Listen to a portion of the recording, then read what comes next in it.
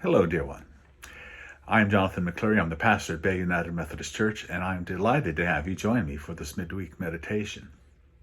Having just finished a theater production, I am reminded of the slew of superstitions which apply to the stage, the most famous of which is, of course, never wish an actor good luck. That supposedly, for some reason, brings bad luck to an actor. Instead, you're supposed to say, break a leg. And for some odd reason, we think that brings the actor some degree of good fortune. In this last play, someone may have wished one of our actors good luck because 10 days before opening, the actor who was cast as Jumbo fell, broke his wrist, had a concussion, and ended up in physical rehab. He's doing much better now, thankfully. But we found a wonderful actor to replace him at very short notice who crammed to learn the lines and performed marvelously.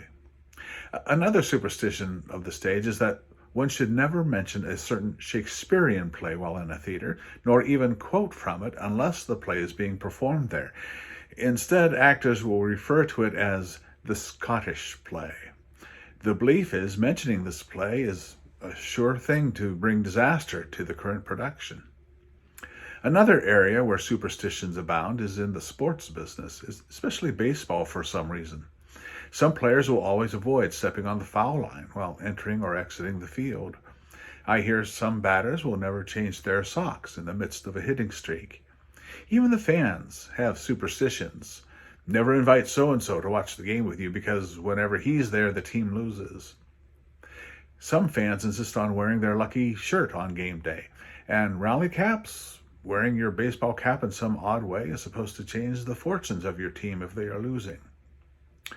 Once a friend invited me to come to an Indians game with him. The forecast was for a chance of rain, so along the way I stopped at a store and picked up a $1 poncho.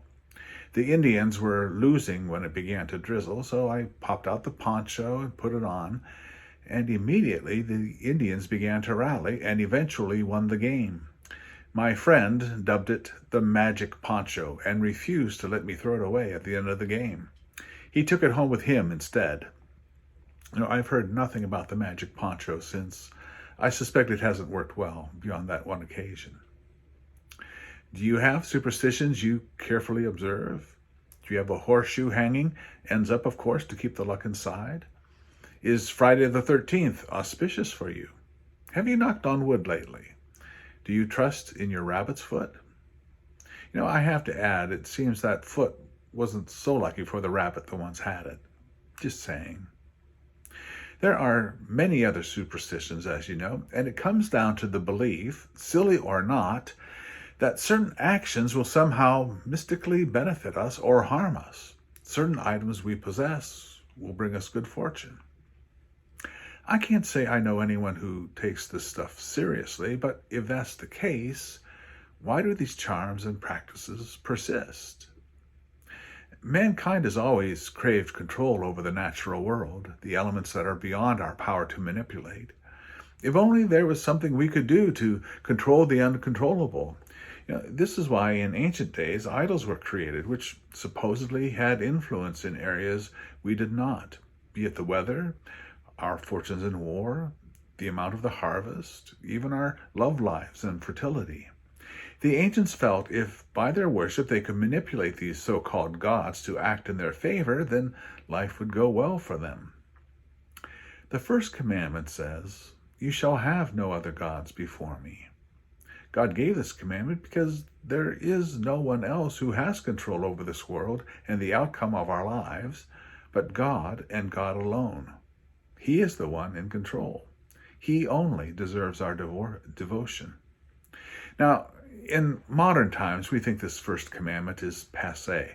Who, after all, in today's world carves an idol and bows down to it? Nobody, right? And yet, I wonder if some latent idolatry lingers in our hearts when it comes to our superstitions and our fixation on luck. We, even today, still want to control our fates. We want favorable outcomes in every endeavor. And God seems more interested in his own agenda than in ours.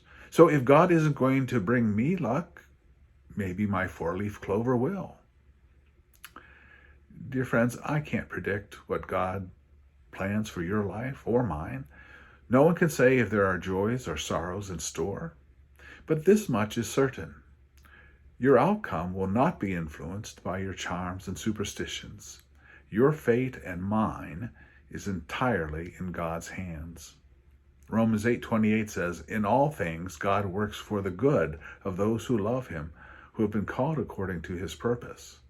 Note, God makes this happen. Your charms have nothing to do with it. I don't know if God gets ticked off at our superstitions or not, but this much is certain. I know he is delighted when we put our entire trust in him and him alone. And God responds to that kind of faith with blessings beyond measure. Isn't that what it means to live by faith? May such faith be yours, now and always. God bless you, dear ones. We will see you soon.